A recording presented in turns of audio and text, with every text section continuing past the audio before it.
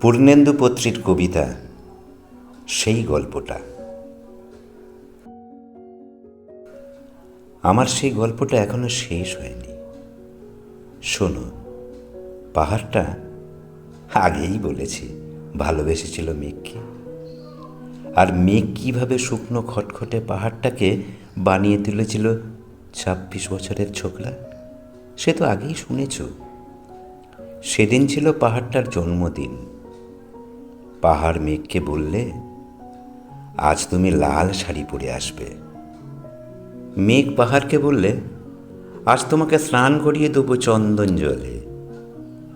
ভালোবাসলে নারীরা হয়ে যায় নরম নদী, পুরুষেরা জ্বলন্ত কাঠ।